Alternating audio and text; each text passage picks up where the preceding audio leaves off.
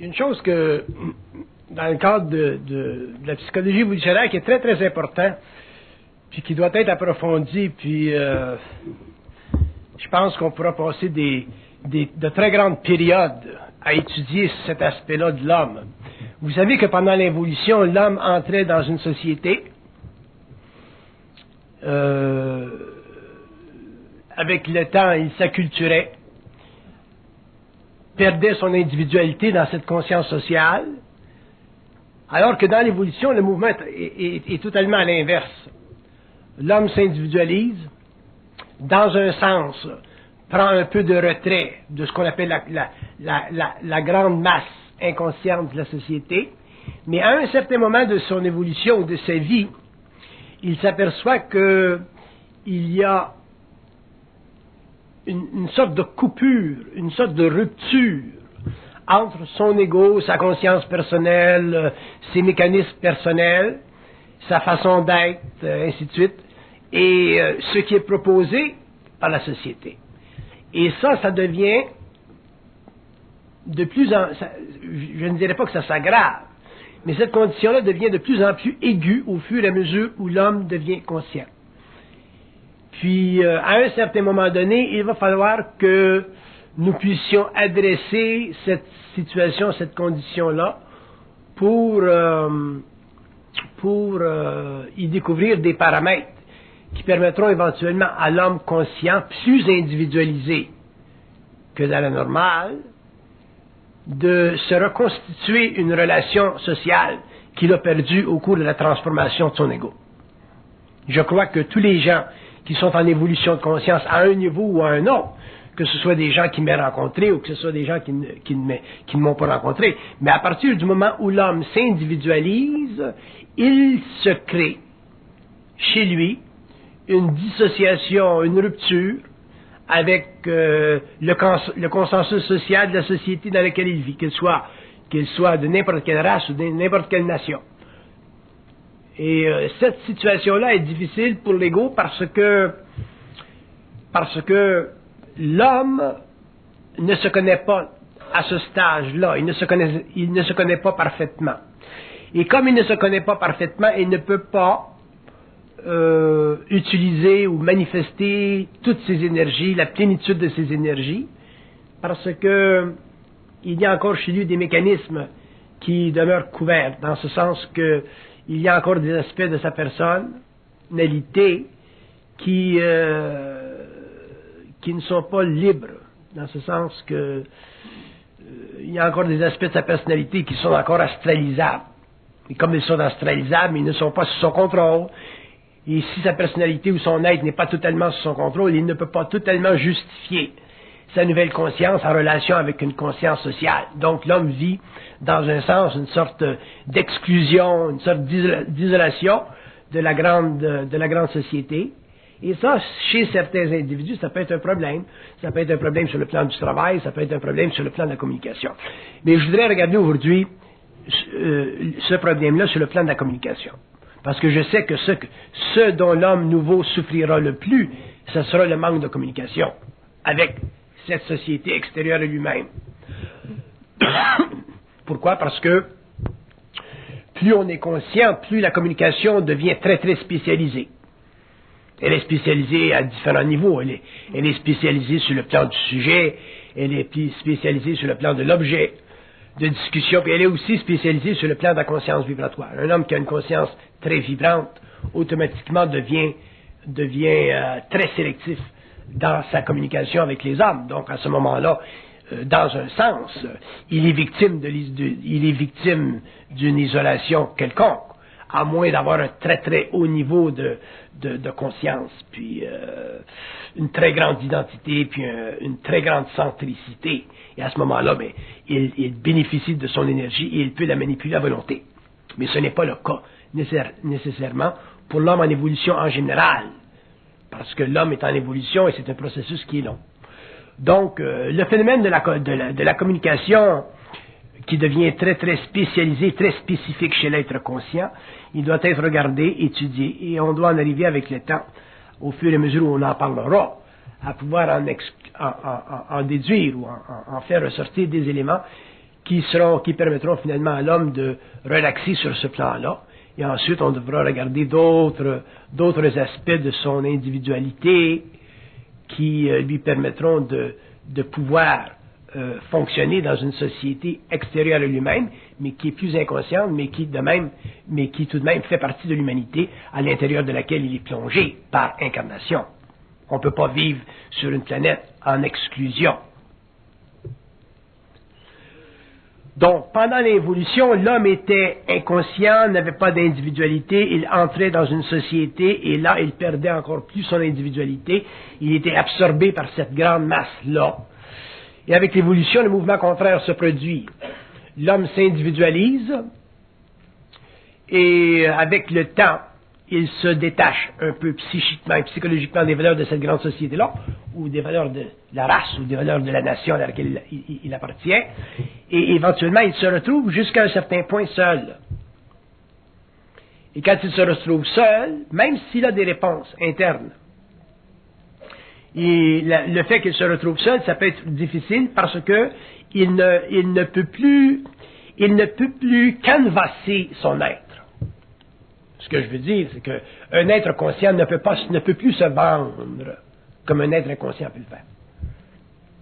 Un être inconscient peut facilement se vendre, dans ce sens que, n'ayant pas beaucoup d'individualité, c'est la société qui lui permet de jouer un rôle. Alors qu'un être conscient, on ne peut pas arriver à lui et lui dire, bon, mais toi, tu vas jouer ce rôle. Tu peux jouer le rôle de l'ingénieur, tu peux jouer le rôle du prêtre, tu peux jouer le rôle du vendeur d'automobile. On ne peut pas faire ça parce qu'un être conscient bénéficie, dans un sens, d'une vibration qui est trop forte. Et cette vibration-là devient, pour lui, sa règle de mesure. Elle devient son mécanisme d'intelligence, elle devient son fer de lance, cette vibration devient sa lumière, et ainsi de suite, parce que d'ailleurs elle fait partie de sa lumière. Donc il a une intelligence qui est très très différente de l'homme de l'évolution. Alors que l'homme de l'évolution était un être très très réceptif, l'être de l'évolution devient un être très émittif. Il est en émission. Et quand on est en émission, on ne peut pas facilement se faire imposer, si vous voulez, ou on ne peut pas facilement s'adapter à un rôle qu'une conscience sociale va, pour toutes sortes de raisons, nous donner, parce que on est trop individualisé. Donc, l'homme conscient, demain, définitivement, aura, je ne dis pas un problème face à cette situation, mais il aura à regarder cette situation en face et en extraire des éléments spécifiques qui lui permettront finalement de se redonner une vie dans une conscience sociale aveugle, inconsciente, autrement dit dans la société mondiale qui existe sur la planète. Pour un être en évolution, c'est un gros contrat de travail, c'est une grosse expérience, parce que premièrement, on est seul. Quand on est conscient, on est seul. Quand on est conscient, on est seul. Si on est à deux, on est quand même seul, mais on est seul, mais avec un autre. Donc, quand on est conscient, on est toujours seul. Par contre, si on est conscient avec un autre, si on est deux, à ce moment-là, la conscience est supportable. Pourquoi? Elle devient supportable parce qu'elle se canalise. Autrement dit, l'autre devient un reflet de soi. Si vous avez une personne qui est sur votre longueur d'onde, vous lui parlez, elle vous comprend, elle vous saisit par vibration, tout est clair. Il n'y a pas d'ego, il n'y a pas d'intellectualité, il n'y a pas d'intellectualisme, il n'y a pas de formalisme philosophique, il n'y a pas de jeu d'ego. C'est simplement le mouvement de deux esprits, c'est la relation de deux esprits, c'est l'entendement, la facilité de compréhension de deux esprits. Bon, ça c'est l'aspect merveilleux de la conscience. Par contre, en arriver à rencontrer cet esprit, bon, mais ça fait partie de la démarche de l'homme en évolution de conscience. Ça fait partie de la démarche de tous les hommes qui deviendront conscients dans l'avenir. Ça fait partie du besoin de tous ces êtres-là qui devront rencontrer dans le monde, à un certain moment de leur vie, quelqu'un avec lequel ils sont capables de pouvoir facilement s'entretenir sans vivre le choc de retour que l'ego crée à cause de l'astralisation du mental et de la réflexion de la pensée. Mais ça aussi, c'est pas facile. C'est pas facile parce que ces êtres-là, premièrement, ils ne sont pas nombreux. Deuxièmement, ils sont un peu placés dans le monde,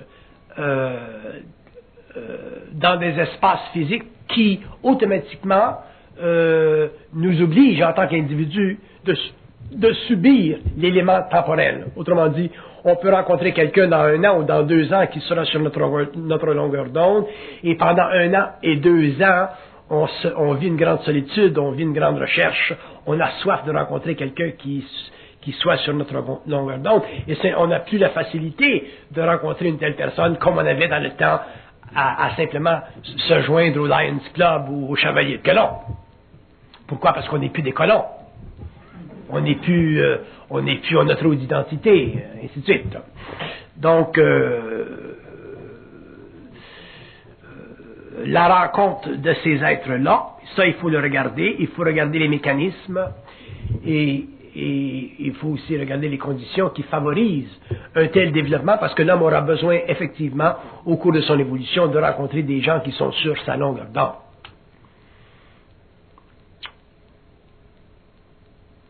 Et toutes les personnes beaucoup de personnes, en tout cas, que vous connaissez ou avec lesquelles vous vous êtes entretenu, beaucoup de ces gens-là vous diront, oui, ça a été très long avant que je rencontre quelqu'un sur ma longueur d'onde.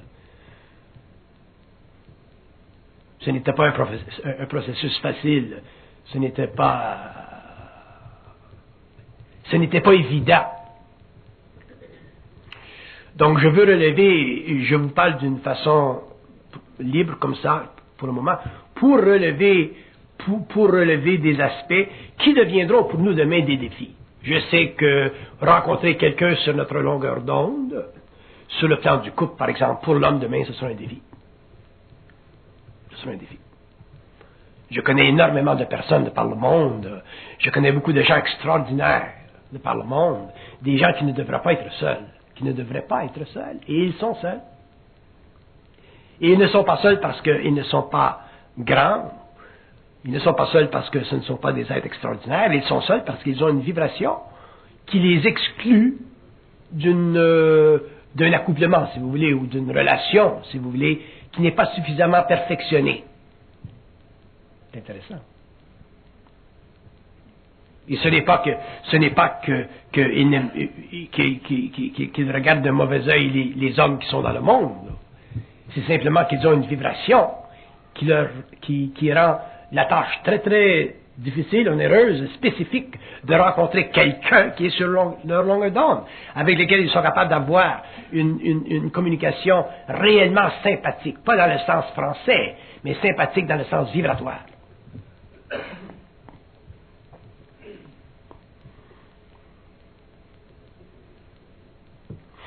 Sur le plan, si on regarde sur le plan social et inconscient, c'est la même chose qui se passe parce que l'individualité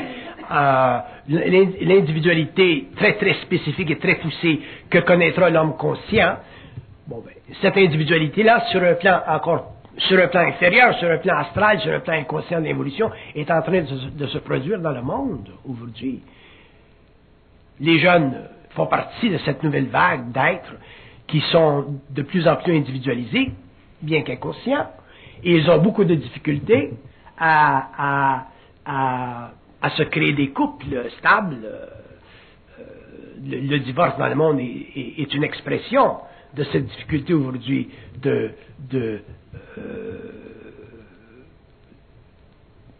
créer une sorte d'unité entre deux esprits. Alors, si c'est difficile pour les êtres inconscients de se créer cette unité de deux esprits, imaginez-vous combien plus difficile ce peut être pour des êtres qui sont conscients et qui ont une conscience vibratoire et qui déjà appartiennent à un autre temps. Donc, ce sont des choses qu'il faut regarder. Il faut le regarder avec vision, il faut le regarder, cette condition-là, il faut la regarder avec vision, il faut la regarder aussi en fonction de solutions, parce que nous devons apporter des solutions, nous devons les créer, les solutions, puisque l'homme conscient créera ses propres solutions, puisque l'homme conscient ne sera pas comme l'homme de l'évolution, assujettis ou forcés d'accepter les solutions que la grande masse sociale ou l'autorité sociale lui apportera. Il sera obligé d'avoir ses propres solutions, l'homme conscient. Et si on doit créer ou apporter nos propres solutions, voire développer nos propres solutions, il faut faire quoi? Il faut faire quoi? Il faut parler. Parce que contrairement à l'évolution, pendant l'évolution, l'homme inconscient ne savait rien, mais il croyait qu'il savait tout. Alors que dans l'évolution, l'homme conscient sait tout, mais il ne réalise pas qu'il sait tout. Donc il doit parler. C'est l'envers. Pendant l'évolution, nous croyons que nous savions tout, nous ne savions rien. Dans l'évolution, nous réaliserons que nous savons tout, mais nous n'avons rien parlé. Donc nous devons parler. Et en parlant, l'homme, à ce moment-là, en arrivera à des solutions, à se créer des solutions. Mais ces solutions, ce seront des solutions que lui, pour lui-même, par lui-même, en fonction de lui-même, aura déterminées comme étant les meilleures. Une solution pour moi n'est pas nécessairement une bonne solution pour vous. Ce n'est pas nécessairement une bonne solution pour vous. Une solution pour vous n'est pas nécessairement une bonne solution pour elle.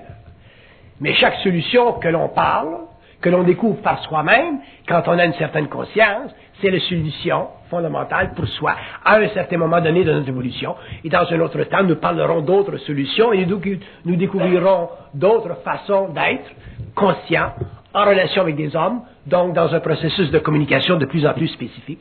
Et avec le temps, nous aurons facilement accès à découvrir dans le monde des êtres qui sont réellement, facilement, agréablement sur notre longueur d'onde, et avec lesquels on peut former des couples et éventuellement plus tard des sociétés. Mais nous ne sommes pas prêts à former des sociétés. Pourquoi? Parce que nous ne sommes pas prêts à former des couples. Comment voulez-vous former une société sensible, consciente, agréable, qui respecte l'homme, si vous n'êtes pas capable, sur une base extrêmement spécifique et simplifiée, de vous former un couple? Donc le test pour un être conscient de pouvoir se former une société à la mesure de sa sensibilité, c'est de pouvoir se former d'abord un couple à la mesure de son intelligence. Si vous n'êtes pas capable d'avoir un couple, ou de vous former un couple et de respecter l'être dans un couple, vous ne pourrez jamais respecter un être dans une société, donc la société s'effondrera facilement après avoir tenté de la construire. Donc l'homme de l'évolution sera dans une situation très différente de l'homme de l'évolution. Dans l'évolution, vous venez au monde, on vous met dans une société, on vous cultive, on vous enseigne, on vous apporte gratuitement des données, que ce soit des données spirituelles de l'Église, que ce soit des données philosophiques de l'Université, de la Sorbonne, ou que ce soit des données qui font partie de l'histoire de votre race. On vous apporte graduellement des données, vous y croyez, et ainsi de suite, et vous vous y adaptez psychologiquement. Mais dans l'évolution, ce ne sera pas possible, parce que dans l'évolution, l'homme, premièrement, fonctionnera sur deux plans. Le plan mental inférieur, donc le plan de la réflexion de son ego planétaire mortel, et il fonctionnera sur le plan psychique, éthérique de son mental universel. Donc, à ce moment-là, il y a deux niveaux de conscience dans l'être, il y a deux niveaux d'intelligence simultanés dans l'être. Il y a un apport psychique de grande importance chez l'homme de plus en plus évolué, de sorte qu'éventuellement, l'apport psychologique, culturel, racial de la grande masse planétaire sera totalement confondu et ne pourra plus donner à l'homme, ne pourra plus inviter l'homme à se régaler des mots de l'esprit comme il l'a fait pendant l'évolution sur le plan de la philosophie. Donc l'homme de l'évolution ne pourra plus être fasciné par les mots comme il le fut pendant l'évolution. Donc il sera obligé de totalement vivre les mots d'une autre manière. Donc il les vivra comment? À partir d'une conscience vibratoire. Et la parole lui servira à quoi? Elle lui servira à pénétrer ce monde extrêmement vaste des mots, donc des idées, donc de la conscience, donc de la vibration, donc du contact avec le plan mental, ultimement. Une fois que l'homme a un contact extrêmement spécifique avec le plan mental, il n'est plus à la recherche des mots, il n'est plus intéressé par les mots, il est simplement dans le mouvement de la vibration, et à ce moment-là, il est obligé d'être créatif, il n'y a plus de choix. En étant créatif, il est capable de formuler pour lui, en tant qu'être conscient, sur le plan matériel, des idées ou des idéologies qui sont universelles, mais qui font partie de sa conscience et de sa sensibilité. Mais ces idées-là ne sont pas nécessairement établies pour dominer la conscience des autres. C'est pour ça que je dis ce qui est bon pour moi n'est pas nécessairement bon pour vous, n'est pas nécessairement bon pour vous. Par contre, dans une conscience créative, il y a des échelles de sensibilité. C'est comme dans la lumière, il y a toute une gamme de lumière pour composer une lumière. Sur le plan des valeurs, c'est la même chose. Il y a toute une gamme de valeurs pour composer une valeur globale qui est la conscience. Donc il y a dans cette conscience universelle des aspects qui sont spécifiques et qui sont utiles pour tous les hommes sur la planète. Parce que cette conscience, elle est infinie. Donc l'homme de l'évolution devra parler pour découvrir les mécanismes et les moyens qui lui sont agréables et qui lui permettront finalement de découvrir quelqu'un dans le monde avec lequel il peut être en communication. Et ceci mènera plus tard à un autre état où finalement il pourra composer une société afin de ne pas vivre trop éloigné de ce grand plaisir social qu'on appelle une société. Parce qu'une société, c'est un grand plaisir. Quand vous êtes à la table avec 6, 7, 8 personnes et que vous parlez, et qu'il y a de l'échange, et qu'il y a de l'énergie, et qu'il y a de l'intelligence, et qu'il y a réellement de la transparence des égos, c'est merveilleux. Le temps passe et vous ne vous en rendez guère compte. Hein? Alors, vous pouvez être très bien avec votre femme, avec votre mari, seul. Mais à un certain moment donné, ce n'est plus suffisant, parce que l'esprit a besoin encore plus d'espace. Il a besoin de 2, de 3, de 4, de 5. Donc l'esprit veut vibrer, et ainsi de suite. Donc, mais avant que l'homme soit capable de pouvoir se former une société, il sera obligé de pouvoir se former un couple. Quand je dis un couple, je ne veux pas dire le couple dans le sens que vous allez à l'église et on vous unit. Je veux dire une personne avec laquelle vous vous entendez bien sur le plan matériel. Si vous n'êtes pas capable de faire ceci, vous avez un problème au niveau social. Donc, quel sera le premier problème de l'homme nouveau, de l'homme conscient sur le plan de la communication? Ce sera de former un couple. Ce sera son premier problème. Donc, à quoi doit travailler l'homme en évolution de conscience? C'est de se former un couple. Mais pas se former un couple comme ce fut le cas pendant l'évolution. Pendant l'évolution, nous formions un couple pour toutes sortes de raisons. Nous formions un couple pour des raisons de sexualité, nous formions un couple pour des raisons de ne pas être seuls, nous formions un couple pour avoir quelqu'un pour nous supporter, nous formions un couple pour toutes sortes de raisons, d'avoir quelqu'un qui nous représente bien en société, etc. Alors que dans l'évolution, nous formerons un couple pourquoi? Pour une seule raison, pour être bien avec lui ou elle. Si vous ne comprenez pas ça, si vous ne comprenez pas que l'homme conscient se formera un couple avec une intention fondamentale, celui d'être bien avec, à ce moment-là, vous ne pourrez jamais vous former de couple. Parce que si vous pensez que vous pouvez vous former un couple avec les mêmes raisons que vous aviez pendant l'évolution, vous allez faire une erreur. Parce que l'homme conscient ne pense plus comme l'homme inconscient, ne voit plus comme l'homme inconscient. Votre femme peut être très large, très grosse, très déformée, mais elle a un bel esprit et vous l'aimerez. Alors que dans l'évolution, si elle était trop grosse, vous la laissez aller pour un autre plus mince. Donc, tout est déplacé, tout est changé. Le besoin d'un esprit, le besoin d'un apport d'esprit, le besoin d'une relation agréable avec un esprit, ce sera la fondation du couple de l'évolution. Si pour une raison ou une autre, vous n'êtes pas capable de vous amener à cette conquête de vous-même, à cette création de vous-même, vous ne pourrez jamais passer à l'autre étape qui est celui de la multiplicité de ce plaisir qui est la société. Vous ne pourrez pas vous créer une société. Donc vous serez obligé d'appartenir à une société, mais vous ne pourrez pas en créer une.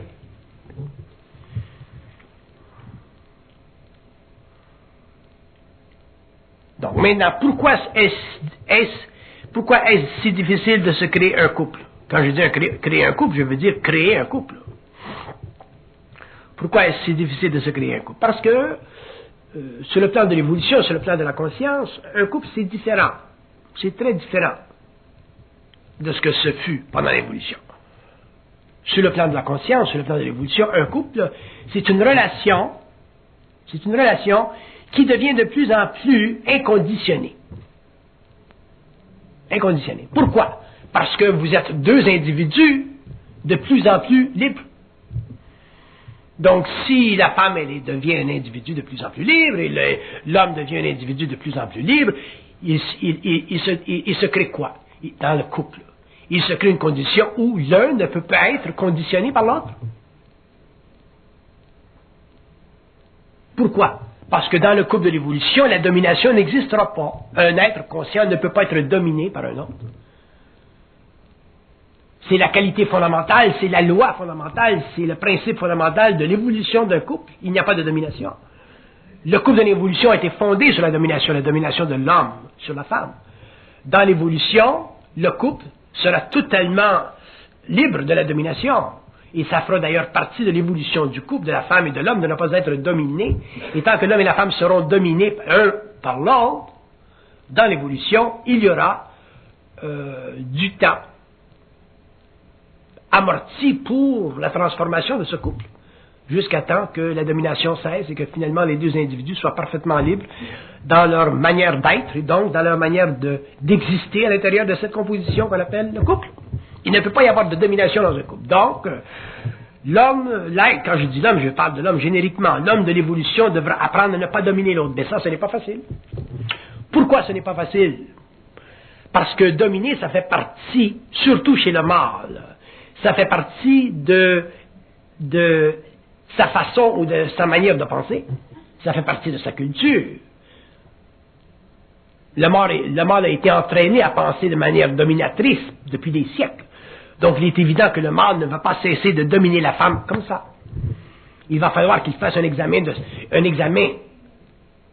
de son comportement très très souvent au cours de son évolution, au cours de sa relation avec l'autre, avec la femme, pour s'apercevoir que, hop, il la domine de manière subtile, il la domine de manière voilée, il la domine particulièrement à son type d'être, qui est le mâle. Et l'autre, la femme, c'est la même chose. La femme a été dominée pendant l'évolution, a été habituée à être dominée, ça fait partie de sa culture. Donc, elle devra apprendre finalement à s'affranchir d'être habituée à être dominée. Et ce n'est pas facile pour une femme de s'affranchir de l'habitude d'être dominée parce que, à travers la domination du mâle de l'évolution, elle a découvert, on lui a donné la sécurité matérielle. La femme a échangé la domination pour la sécurité matérielle. L'homme travaille, il la poursuit, il la supporte. Du moment qu'elle se laisse dominer. Ça, c'est l'évolution. Dans l'évolution, ça ne fonctionnera plus. La femme sera trop consciente, elle ne pourra plus être dominée. Donc, à quel point, dans l'évolution du couple, la femme s'amènera à ne plus être dominée, prendra sa place dans la vie du couple, et en même temps, l'homme ne se sentira pas rejeté. Et ça se situe là. Parce que lorsque la femme deviendra forte, l'homme se sentira un peu rejeté. Se sentira un peu... Parce que la femme a énormément d'attributs qui plaisent à l'homme. Et comme ces attributs font partie d'elle, ça lui appartient, à partir du moment où elle devient intelligente, sciente d'elle-même, elle peut facilement devenir pour l'homme une menace. Et si on regarde cette condition sur le plan social actuel aujourd'hui, beaucoup de jeunes hommes sont très très inconfortables face à la femme qui devient de plus en plus forte, de plus en plus dans son individualité, bien qu'inconsciente. Alors si vous apportez cette individualité inconsciente à un autre niveau, qu'on appelle la conscience, imaginez-vous ce que la femme peut devenir une menace pour un homme qui n'est pas lui-même dans son identité. Donc pour qu'un homme puisse former un couple avec une femme qui devient de plus en plus forte, il faut que lui devienne de plus en plus intelligent. Mais pour un homme de devenir de plus en plus intelligent, c'est pas facile.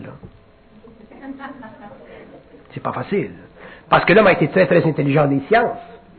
Il a été très intelligent de la philosophie. Il a été intelligent des idéologies. tout ce qui est sorti du cerveau humain pendant l'évolution était absolument patriarcal. Mais l'homme n'avait aucune conscience de la femme. L'homme est très très peu scient de la femme. L'homme ne connaît pas la femme.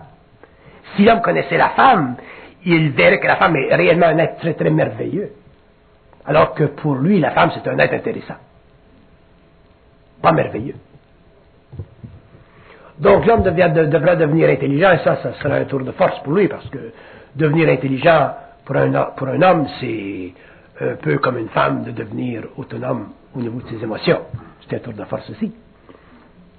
Donc les deux types génériques de l'évolution sont redevables de grandes failles, et les deux devront travailler à émettre une conscience qui leur soit personnelle, mais qui soit aussi réelle et qui permette finalement de faire un pont entre ces deux espèces, ces deux types d'humanité qui ne se sont jamais rencontrés, excepté dans le livre.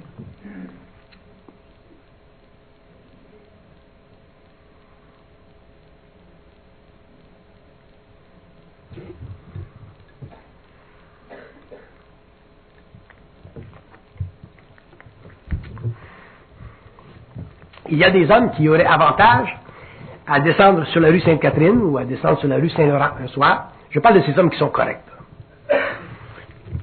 qui ont des bonnes femmes à la maison, des femmes qui le dominent facilement, ainsi de suite, des femmes qui leur apportent le repas à 5 heures juste, tous les jours.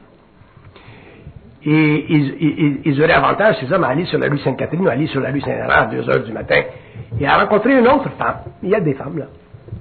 Et à leur demander d'apporter le repas à 5 heures de l'après-midi. À l'heure juste. Ils verraient qu'il y a des femmes dans le monde qui savent réellement faire la guerre.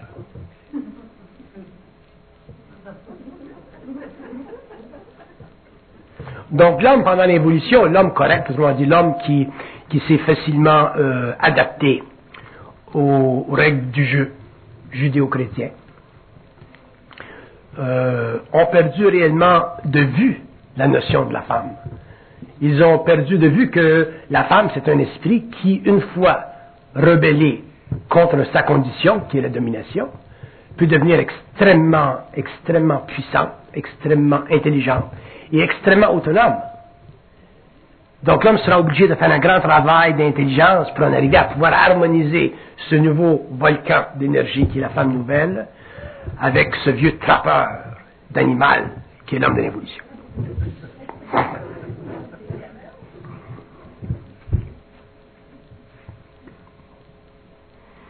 Et c'est dans ce moment-là que l'homme conscient pourra dire, bon ben, j'ai créé un couple, je suis bien avec mon couple.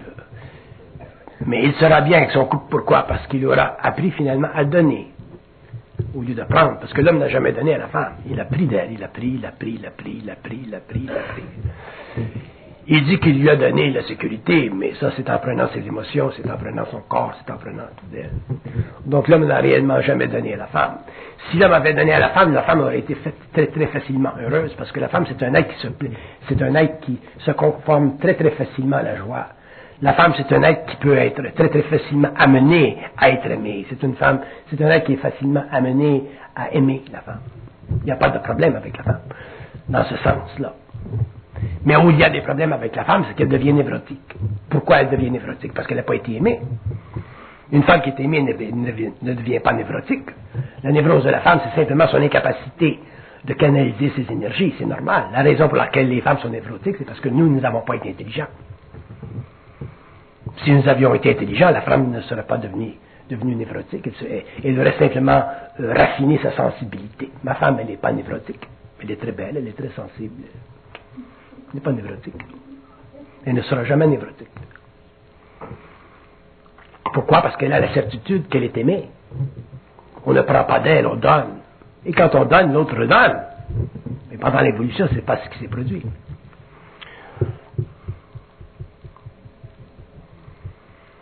Et on a tendance à séparer l'homme et la femme. Il y a un médecin aux États-Unis qui a écrit un livre.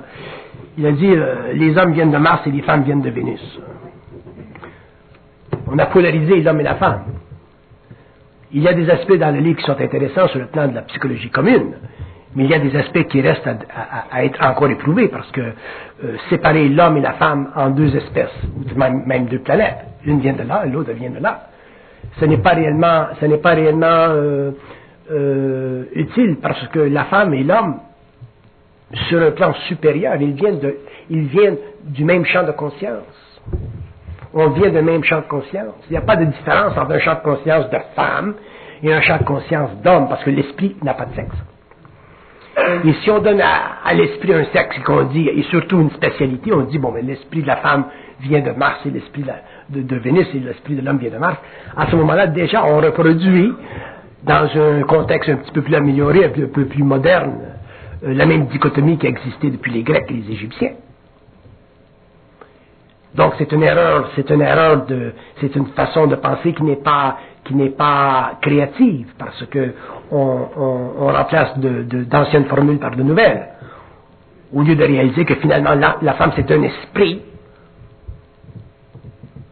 dans un corps matériel de femme, et l'homme c'est un esprit dans un corps matériel d'homme, et que l'esprit cherche quoi? L'esprit cherche simplement une chose, la paix. Que ce soit l'esprit de l'homme ou que ce soit l'esprit de la femme, il cherche la paix. Dans un cas, chez l'homme, il va la chercher d'une autre façon, il va chercher la paix en ayant une bonne job. La femme va chercher la paix en ayant une belle famille, stable. Mais c'est toujours l'esprit qui cherche la paix. Mais cet esprit qui cherche la paix, il peut être transposé. Vous avez des homosexuels qui ont une grande sensibilité de femme et qui cherchent le même genre de paix de famille que les hétérosexuels cherchent. Donc, on doit regarder la femme et l'homme en tant qu'esprit et cesser de les regarder en tant qu'êtres différenciés, dont l'un vient de Mars et l'autre vient de Vénus.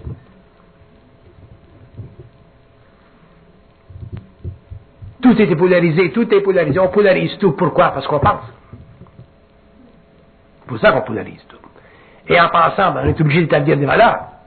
Pourquoi? Pourquoi on donne des valeurs à la femme? Pourquoi on donne des valeurs à l'homme? Pourquoi? Parce qu'on a besoin d'une table qui nous permet de différencier l'un et l'autre, dépendant de quel camp nous sommes. Si je suis un homme, la femme est néphrotique. Si je suis une femme, l'homme, c'est un sans-cœur. Alors que si nous ne fonctionnons pas en termes de valeurs d'homme et de femme, et que nous nous opposions au concept que la femme vient de Vénus et que l'homme vient de Mars, à ce moment-là, nous réalisons que la femme et que l'homme sont des êtres de lumière incarnés dans des corps matériels qui ont des fonctions sociales différentes. Point final. Et là, vous allez dire, ben oui, mais qu'est-ce que vous vous dites et qu'est-ce que vous faites des facteurs de culture, de la culture? La femme est quand même différente de l'homme, l'homme est différent de la femme, même physiquement, effectivement, oui. Mais sur le plan psychique, sur le plan de l'esprit, ils sont les mêmes, ils veulent tous les deux la paix. Donc, dans un couple où on retrouve la paix comme élément fondamental, foncier de la relation, l'élément différencié, particularisé, polarisé de la femme et de l'homme disparaît. Pourquoi? Parce que l'ego est transparent. Donc, l'ego de la femme ne cherche plus à terroriser l'homme et l'ego de l'homme ne cherche plus à dominer la femme.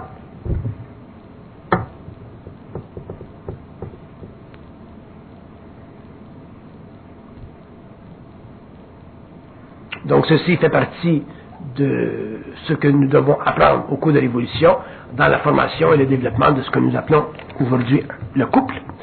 L'homme devra devenir intelligent et la femme devra devenir autonome. Et l'homme deviendra intelligent quand la femme l'aidera à le devenir. Parce que si la femme ne devient pas autonome, si la femme n'arrive pas à réellement établir dans sa relation avec l'homme qu'elle est autonome, à ce moment-là, l'homme ne pourra jamais apprendre à la connaître. Parce que l'homme ne croit pas que la femme est forte. Parce qu'il la voit pleurer.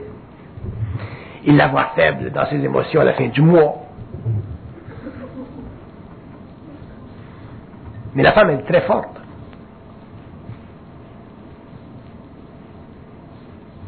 Quand elle a pris contrôle sur ses énergies. Comme l'homme devient très intelligent quand il a pris contrôle sur les siennes.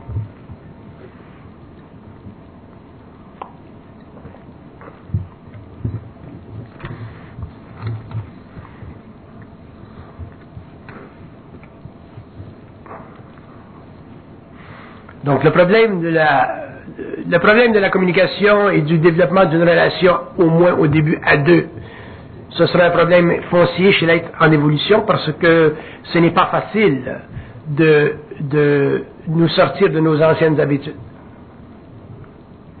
Pourquoi ce n'est pas facile? Parce que nos anciennes habitudes nous donnent l'impression que nous avons raison a priori.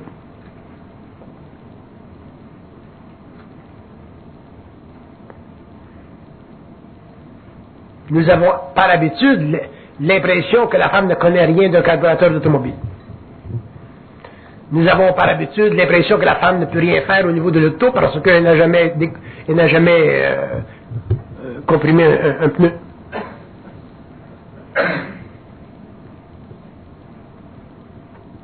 Et ces habitudes-là que nous avons contractées au niveau de la femme, ces façons de penser par rapport à elle, nous les amener encore plus loin dans l'expérience.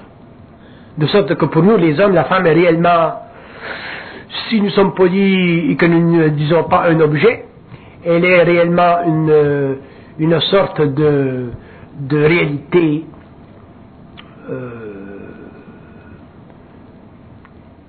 qui rapproche un peu de temps à autre de la Madone et de temps à autre de la pute, un des deux. On n'a pas réussi à faire la synthèse. Si c'est notre femme, c'est la Madone. Ici, c'est notre blonde que nous avons rencontrée la semaine passée, c'est plus vers. Donc nous n'avons pas le respect instantané de la femme. Pourquoi nous n'avons pas le respect instantané de la femme? Parce que nous avons des habitudes de pensée qui sont très archaïques. Vous regardez les vieux peuples, on voit tout de suite qu'ils n'ont pas le respect de la femme.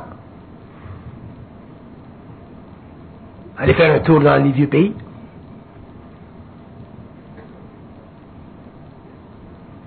On lui donne un statut quand elle a élevé les enfants et que l'on ne s'occupe plus d'elle et que l'on fait nos petites choses de côté, comme ils font au Mexique. La bonne femme de famille là, qui a élevé les enfants, elle est considérée comme une madone. On ne fait plus l'amour à la madone. On fait plutôt l'amour à la waitress de l'autre côté. Mais on respecte la madone. Donc la femme, on n'a pas fait la synthèse entre ces deux extrêmes de la femme. Pourquoi? Parce que la femme ne s'est pas donné l'autorité dans le monde de l'homme, elle ne s'est pas donné l'autorité de son être. Et comment l'homme réagit-il? Comment on attire l'attention de l'homme? On attire l'attention de l'homme en lui créant un choc. Parce que l'homme, c'est un individu qui est habitué à la guerre, c'est un individu qui est habitué à se battre. Donc la femme doit, avec le temps, s'amener à développer la force nécessaire, de lui donner le choc, de faire la guerre avec lui, comme il fait la guerre entre lui et les hommes. Si la femme ne s'habitue pas à faire la guerre à l'homme, il ne pourra jamais bénéficier de sa résurrection. Il ne pourra jamais bénéficier de son être, de son autonomie, de ce qu'elle a réalisé d'elle-même. Parce qu'il ne peut pas le faire seul. Un homme ne peut pas prendre seul que la femme est intelligente, que la femme est forte, que la femme a de l'autonomie. Il faut qu'elle arrive un soir et qu'elle dise « Ah, ok, prends ton linge, sors, mon sacrement. J'ai plus besoin de toi. Je vais me trouver une job moi-même à 12,95. » Quel choc! Le pipi vient de lui rapetisser. Instant recall.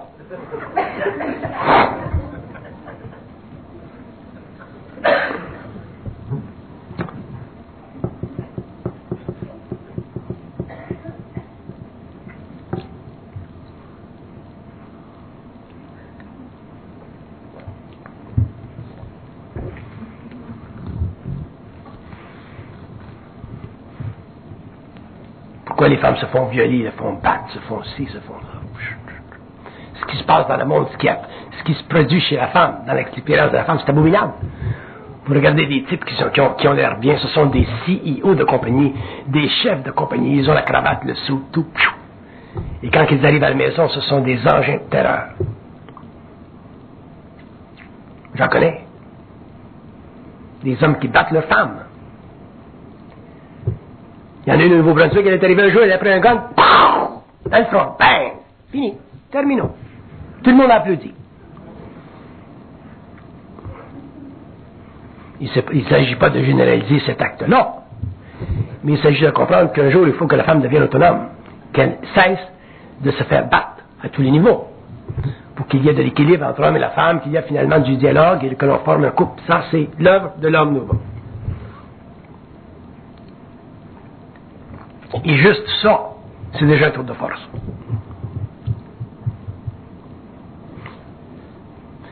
Moi, je me considère un homme conscient. Et des fois, ma femme m'apporte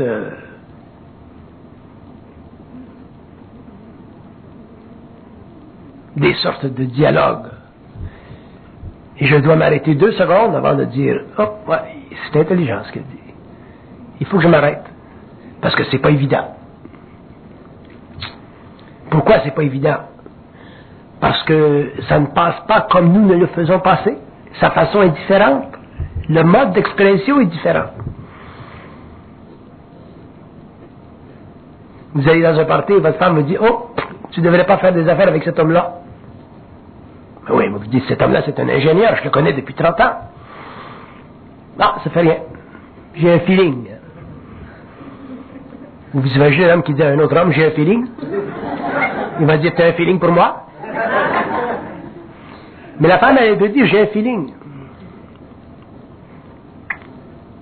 Dans le cas de ma femme, ça va plus loin, elle rêve. J'ai rêvé que cet homme-là, c'est pas bon de faire des affaires avec. Alors, si je ne mets pas à côté mes habitudes d'homme, rationnelles, basées sur la comptabilité, sur l'expérience, sur des manigances politiques, je suis faite. Donc, la femme, elle a un siège d'intelligence qui est différent de celui de l'homme, très différent. Et tant que nous ne comprendrons pas ceci, nous ne pourrons pas former de couple. Donc nous serons seuls et je vous assure que la grande souffrance de l'individu au XXIe siècle sera la solitude, pour l'homme et la femme. Pendant l'évolution, vous avez été un peu protégé contre la solitude parce que vous aviez des conditions sociales qui vous permettaient de demeurer à 2, mais dans le fond séparés. Alors qu'aujourd'hui, si vous n'êtes pas réellement unis, vous allez vous séparer. Alors que dans l'évolution, au XXIe siècle, ce sera un peu partout dans le monde, la séparation. L'homme sera seul et la femme sera seule. Il y aura beaucoup de solitude, ce sera la grande souffrance de l'homme et de la femme.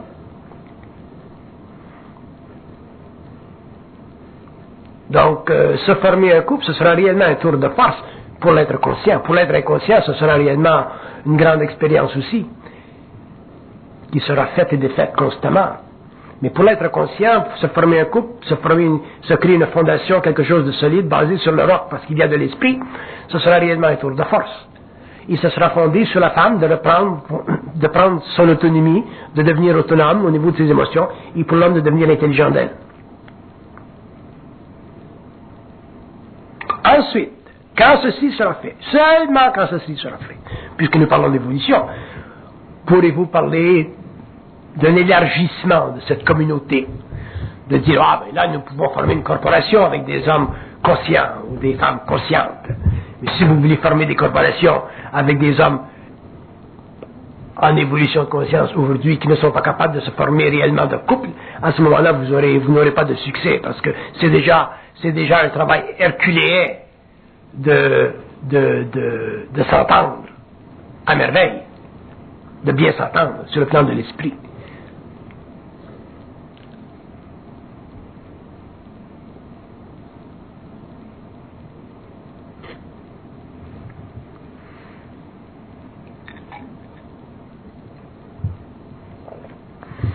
Dans le cadre de l'évolution de la psychologie évolutionnaire, la solitude sera pour l'homme conscient la marque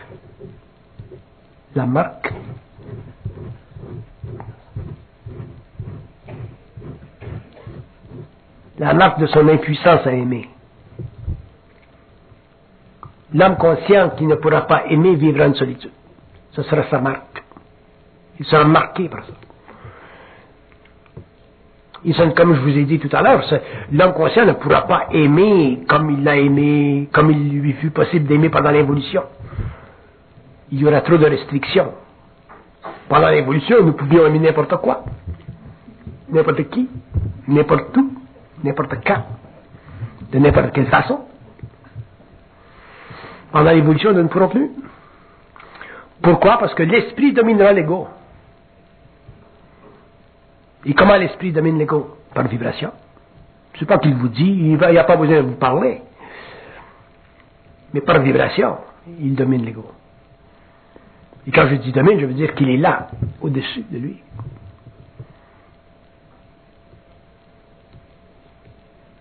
Et quand vous avez une conscience vibratoire, parce que l'esprit domine l'ego, il lui donne une conscience vibratoire, vous ne pouvez pas aimer n'importe qui, n'importe où, n'importe quand. C'est une autre conscience. Donc, l'homme de l'évolution, dans un sens, souffrira de cette nouvelle conscience. Il n'y a pas de choix. Quand je dis il souffrira, je veux dire, il sera obligé de voir et de réaliser qu'elle n'est pas comme l'autre conscience auparavant, comme la conscience qu'il avait avant. Elle n'est pas pareille. C'est une autre conscience. Donc, c'est à lui de développer les mécanismes qui lui permettront de s'adapter à cette nouvelle conscience, à cette nouvelle façon d'être. Ça fait partie de son rôle en tant qu'être en évolution, comme ce fut partie de son rôle pendant l'évolution. L'homme a trouvé des manières d'être pendant l'évolution. Pendant l'évolution, il trouvera des manières d'être.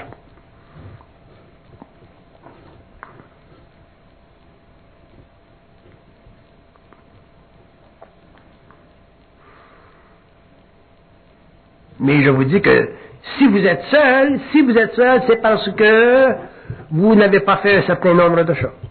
Premièrement, vous n'avez pas appris à aimer. Quand je dis aimer, je ne veux pas dire comme vous aimiez pendant l'évolution.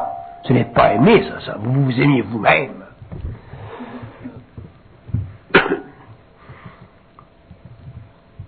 Dans l'évolution, l'homme aimera l'autre, pas soi-même. Pendant l'évolution, on s'aimait soi-même.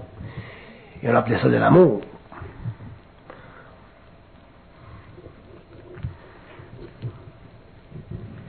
L'homme il mariait une belle femme parce que ça lui faisait une belle image pour lui, devant le patron.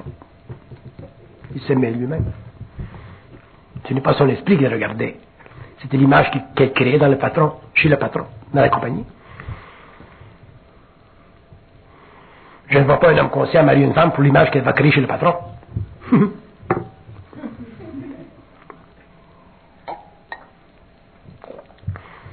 Donc, et ça, parler de l'amour, on va en parler pendant des siècles, parce que c'est très, très occulte. Donc, l'homme devra apprendre à aimer. Quand je parle de l'homme, je parle de l'homme génériquement, la femme et l'homme. Aimer. Aimer, ça veut dire quoi? Ça veut dire, au niveau de l'évolution, toujours regarder l'esprit de l'autre. Toujours regarder l'esprit de l'autre, c'est ça, aimer. Pendant l'évolution, c'est notre esprit à nous-mêmes que nous regardions. C'était pas l'esprit de l'autre. Dans l'évolution, c'est l'esprit de l'autre.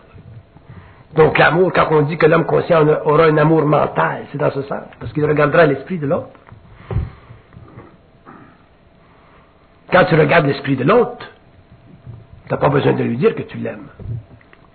Elle le sait ou il le sait. Alors que pendant l'évolution, tu regarderais ton propre esprit, donc tu étais obligé de dire à l'autre que tu l'aimais pour compenser pour le mensonge caché. Tu étais obligé d'apporter des fleurs pour démontrer que tu l'aimais, alors que dans le fond, c'est de l'amour propre. Et la femme était naïve, elle tombait dans le panneau, elle voyait des fleurs, elle devenait folle comme de la merde. Alors que moi, si j'apporte des fleurs à ma femme, elle va regarder, elle va dire, qu'est-ce que tu as dans l'esprit? Pourquoi tu m'apportes des fleurs? C'est quoi? C'est quoi? Donc, il faut que mon esprit soit clean, sinon les fleurs, elle va me les relancer. Il va dire, j'ai pas besoin de fleurs. Si tu ne regardes pas mon esprit, qu'est-ce que tu veux que je foute de tes fleurs?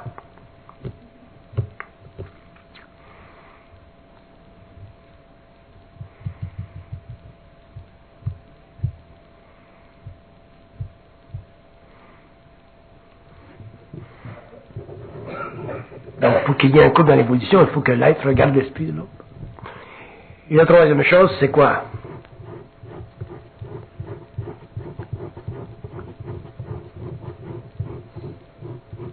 Il faut que l'homme et la femme se reconnaissent comme étant égales. Si l'homme et la femme ne se reconnaissent pas comme étant égales, il ne peut pas y avoir de couple.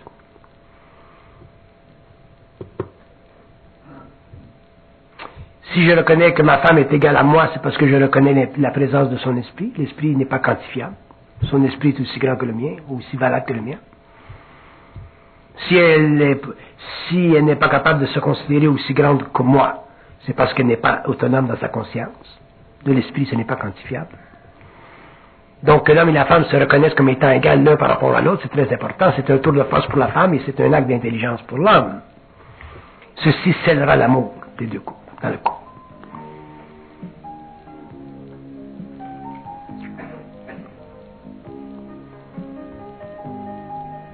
Qu'il y ait égalité. S'il n'y a pas d'égalité, comment voulez-vous qu'il y ait de respect? S'il n'y a pas de respect, il y a domination. S'il y a domination, il n'y a pas de couple dans l'évolution.